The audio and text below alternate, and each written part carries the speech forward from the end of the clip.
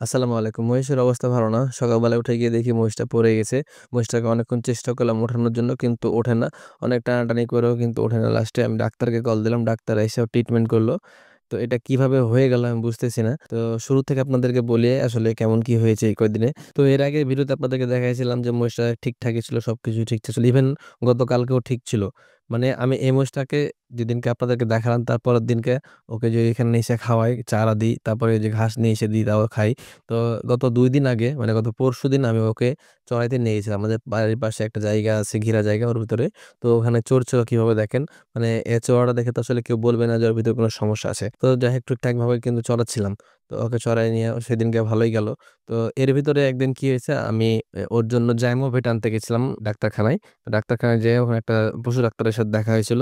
আমার ভিডিও দেখে আমাকে বলল যে কি অবস্থা, মহিষের খবর সবর নিল। নেওয়ার পরে বলছে ভাই ও মহিষের তো শরীরের তাপমাত্রা কমে না, ১০৪-৩ এরকম থাকে।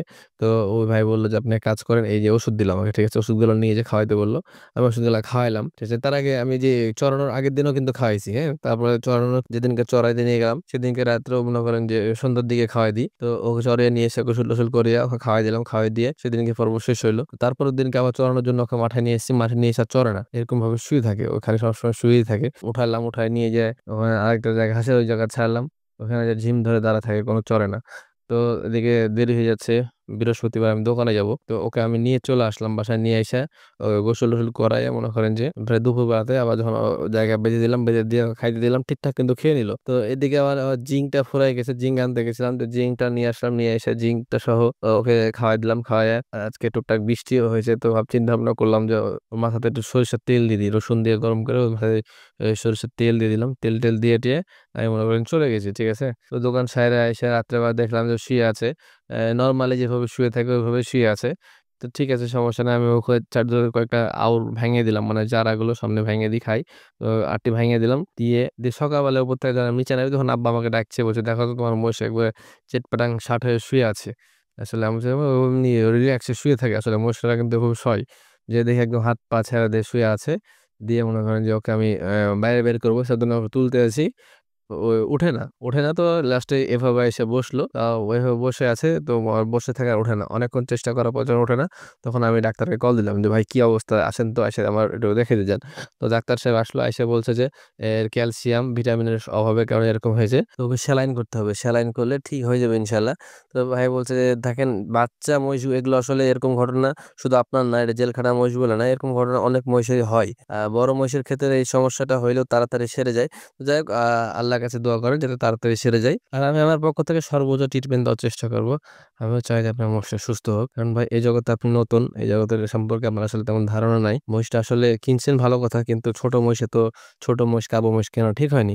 তো যাক, কিনে ফেলছি। আমি বললাম যে ভাই কিনে ফেলছি, আর কিছু বললাম না, এটা ট্রিটমেন্ট করেন, আল্লাহ ভরসা। এখন আল্লাহ যা করবে সেটাই মেনে নিতে হবে আর কি, এটা হচ্ছে সবচেয়ে বড় বিষয়। দর্শক, এই যে ভাই, উনি পশু ডাক্তার, উনি আমার মহিষের ট্রিটমেন্ট করলো। ভাই ট্রিটমেন্ট করে কি বুঝলেন আর লক্ষণটা কি আসলে যদি একটু বলতেন। তখন এখনো মানে আশঙ্কাজনক না, তবুও চিকিৎসা দেওয়া হয়েছে আল্লাহর রহমতে। ভিটামিন ইঞ্জেকশন, ওষুধ, স্যালাইন, হ্যাঁ, ক্যালসিয়াম দেওয়া হয়েছে। আল্লাহর রহমতে 6 ঘন্টা গেলে বোঝা যাবে সে রুগীটা কেমন আছে না আছে। আশা করি আল্লাহর মতে সুস্থ হওয়ার কন্ডিশন ভালো আছে। আচ্ছা, এরকম হওয়ার কারণ কি?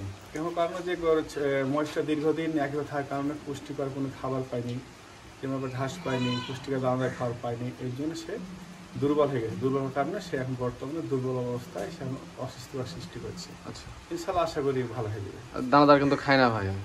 দানাদার খাবার দেওয়া হয়েছিল কি, হ্যাঁ দিয়েছিলাম, খাই না। কিন্তু দানাদার খায় না, সে অভ্যাসটা ছিল না, সে চড়িয়ে থাকতো, চরে হয়তো। হ্যাঁ, তাকে পর্যাপ্ত পরিমাণে কাঁচা ঘাস লাগতো হ্যাঁ। খাবার, সে খাবারটা সে সঠিকভাবে পায়নি, আচ্ছা, এর জন্য সে দুর্বল। আর কি কি দিলেন আজকে ওষুধ? আজকে ওকে স্যালাইন দিলাম ডেস্ট্রো 10%, তার সাথে দিলাম ইমানোভেট ইঞ্জেকশন, বি কমপ্লেক্স, তার সাথে দেওয়া হলো আপনার ভিটাটি প্লাস সিরাপ খাওয়ানোর জন্য। এখন থেকে প্রায় 12 ঘন্টা পর তাকে আবার একটা স্যালাইন করা হবে, তার সঙ্গে তাকে ক্যালসিয়াম দেওয়া হবে। ঠিক আছে, ওকে, আপনাকে অসংখ্য ধন্যবাদ। কালকে আবার একটা হবে, দেখাবেন ইনশাআল্লাহ আপনাকে। তো ভিউয়ার্স, আপনাদেরকে কি বলবো, আমি তো কখনো মহিষ গরু পালিনি।